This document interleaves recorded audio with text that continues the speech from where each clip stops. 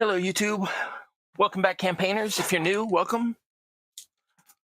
Like if you're new, like me if you see me 100 times. Either way is good. This is Campaign Terrain. I'm your host, That Guy Cross, and welcome to my basement. We're going to craft some stuff. I've been working on the house. It's over there. These are some of my older ones. Let me show you. Got chimneys on these. I'm going to try to get to the chimneys tonight, but I'm definitely doing a piece of stone trim work around the bottom of the houses. Not the houses, just the one I'm working on. And we'll be doing that tonight. I've got a really quick way to stamp some stone texture into some things. And we'll get into that. And then the chimneys. And so, yeah, welcome. I'm going to duck off for a second, swap some of these out. These are the ones that I was using just to remind me that I totally forgot this one's going to need a fireplace on it.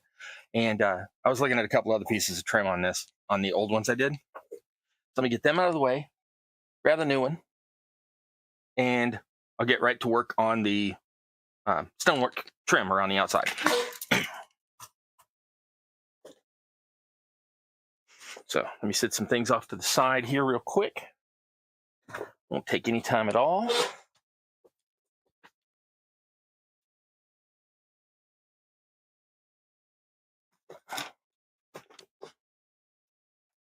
So meanwhile, hope y'all are having a good evening. Hope y'all are looking forward to an interesting technique I learned for stamping terrain in. I've seen quite a few people do it this way. I've done it this way for years. I know some and lesser makers done it this way, and it's simple, it's quick, and it uses a repetitive technique, so you don't have to do the same thing over and over again. There's a mechanism that does it for you. So let's jump right into that. Let me switch cameras real quick. That's a little dim there, so let me get this light on over here. And that might be a little bright, so let's turn that down. Okay, that should be good. Yeah, there we go. All right, let's see where we're focused at. We are sitting that still, focusing that.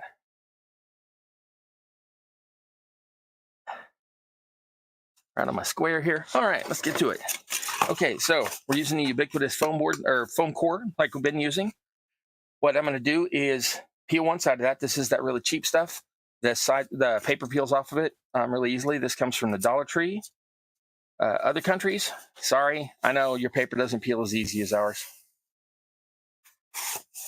but your foam's a higher quality than ours. Okay, now, as I mentioned before, peeling it off of one side gives it that bow towards the side that's the concave side becomes the side that you peeled, and the convex side becomes the side with the paper on it. Hey, LC, John McElroy's Ghost, and Mrs. Lynn, everybody here. All right, so Loosely Collected. Before I forget, I'm going to do it right now. I've been promising Loosely Collected I would show the inside of my turntable I built for myself. And it is really simple. I promise this won't take long. This runs off of direct AC power, 120 volt, straight out of the wall here in America. Probably in Britain it does the same way, or UK or everything, except yours is going to be 240, and it's just straight off the mains. Your motors are geared for your electricity. Use the one from yours. This is a microwave motor that turns the turntable on the inside. I did not know this until about a month and a half, 2 months ago, that they are directly wired. All the electronics and technology, all the circuit boards and everything inside, they don't actually affect the power to this. This gets the power straight out of the wall, 120 volts. So that motor is here, and I screwed mine into a double thick piece of, actually triple thick piece of corrugated. And on this, to make it rigid, I cross-hatched all of the corrugations. And then I made a hole for the spindle in the middle. And I just used a couple screws to attach it here and plug straight into the wall. There's no extra circuits or anything. And that spins at, whether you're in Britain or the UK, other territories, or in the US, they spin generally at 6 rotations per minute. So it takes about 10 seconds to go around once. So then I made a triangular piece here. I used offcuts of some EVA foam. That's the rubbery foam. And made that to fit just like that these wheels will rotate on this flat platform so that it will spin just like it did in the microwave. This one, some of these have a different shape than this. This happens to have a cross piece. Some of them have that little D shape, like the letter D. And then you just want to kind of hold that in place so it doesn't fall out. Oh, I didn't want it to go too deep in there so that the wheels wouldn't roll. So I put a spacer in there. Then we take that and make sure that the square's lined up. And then I'm going to plug it in just like that. In case you can't see it turning, there you go. This one, each time you switch it, it will switch directions because that's built into the mechanism inside. So if I unplug it, it should go the other direction. Nope. Yeah, like every second time I switch the power off and on, it switches direction. So if you want it to spin a certain way, just unplug it, plug it back in. All right.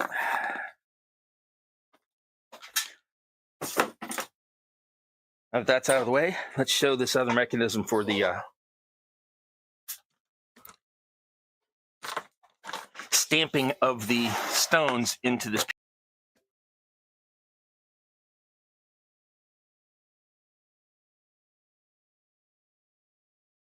All right, did I come back? It looks like I came back. My connection dropped out.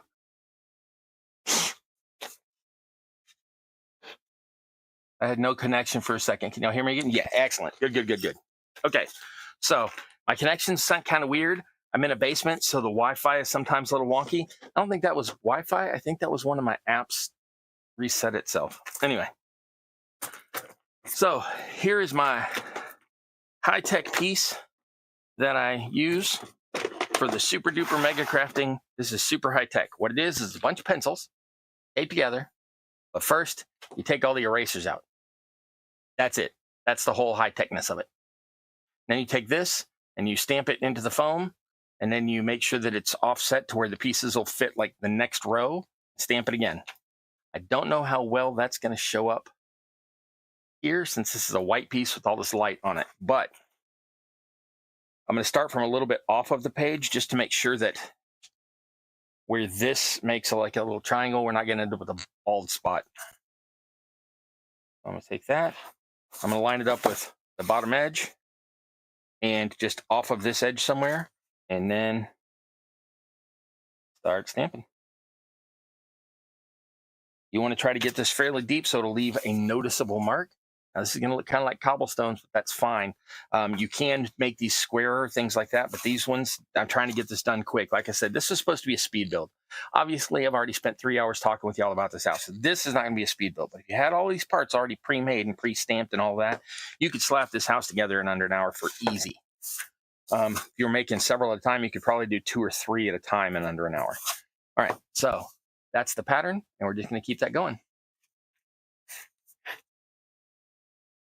What I'm doing is the last row of 3, I'm actually putting onto this row of 3, just like that, so it will keep that pattern lined up.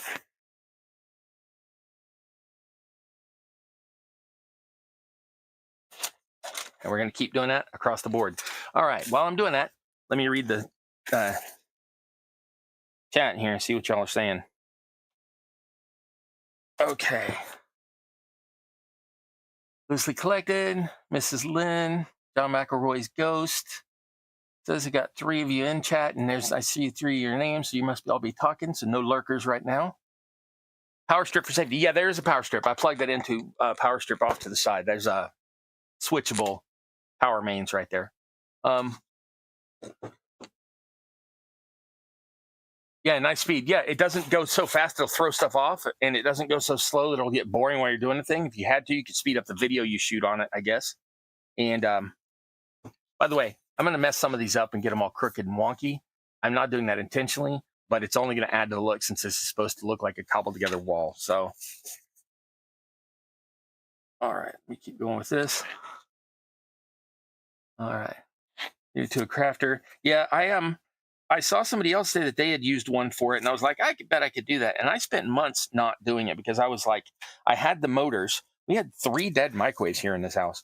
So I was waiting for the motors, and I was like, well, I don't know if I'm going to be able to plug that straight into the thing. I wonder what kind of circuits I'm going to have to create or anything. And by the time I could find another video where it showed it, and the guy did exactly what I did, stuck a wire to it, took it out, attached a regular 2-strand wire to it, not a 3. There's no ground on those microwave motors. So I was like, it can't really be that simple. And I built it thinking, well, I'm probably going to end up having to get a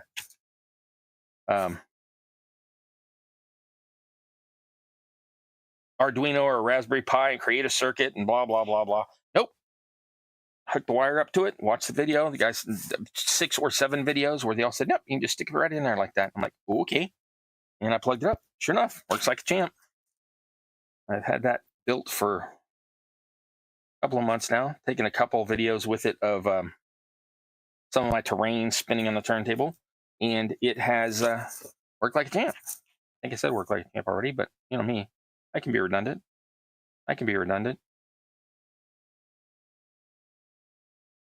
All right, we're just going to keep going. So it's more and more and more of this. Now, there's going to be some blemishes. I don't care. Nobody's really going to notice them at table height.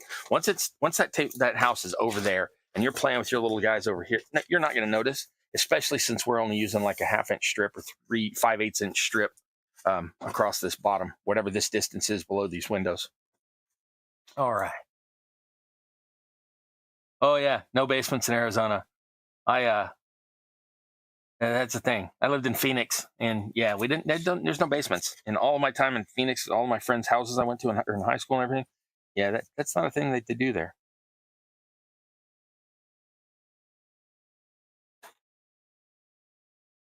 You live in Phoenix? Do you get that irrigation canal going on? Because I got all sorts of funny stories about the irrigation guys, but that's all right. You'll be like, ah, and everybody else here who hasn't been to Arizona will be like, what? So,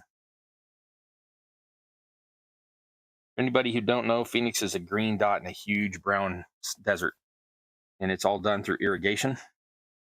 Yeah, it's kind of strange.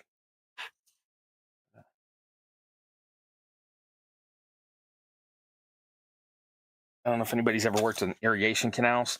Those are fun. If you have anything planted in your yard you don't want to drown and you don't want it to get over wet, you want to keep it at a nice regulated humidity, yeah, tough.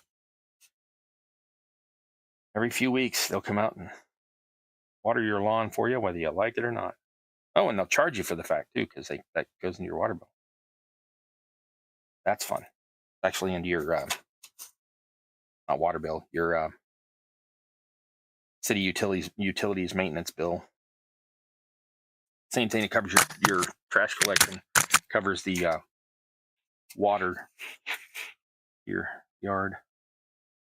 People who know what I'm talking about are like, oh yeah, of course, that's obvious. Who don't know what I'm talking about are like, they do what? Oh yeah, you know exactly what I'm talking about. I have friends that went up there to Sunny Slope High School the first year it opened, up there in North Phoenix. I've climbed North Mountain up on that side a lot. I had friends in Phoenix. I lived in Phoenix. I had friends in Tempe, Paradise Valley, Scottsdale. Excuse me. Scottsville's a different town. Scottsdale. Yeah, it's an experience living in the desert. We had Ocotillo in our front yard. Something most people like. I saw somebody recently on something talking about how they really liked Ocotillo and they thought it was really, or the whole family that Ocotillo comes from. They were talking about how cool it is that it sends the 100+ foot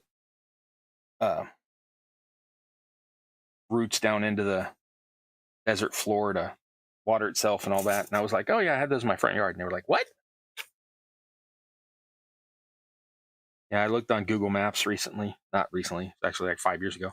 But I looked on Google Maps, and the front yard of the house I grew up in, we had like the last desert front yard gravel decorated yard in our whole neighborhood. And since we moved out, some idiot came by and put in a lawn. Morons.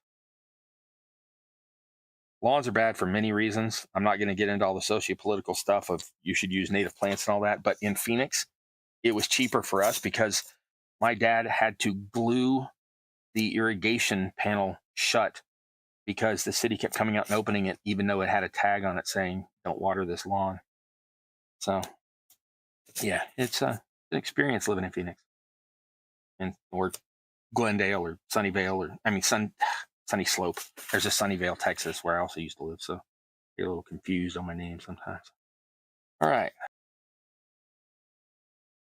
I do not know why my one app keeps disconnecting, so I'm sorry. I may suddenly completely drop out here. If I do, I will try to get back once. If it messes up a second time, I'm not going to try a third time. But for right now, it seems to be back working again. We shall see if that continues.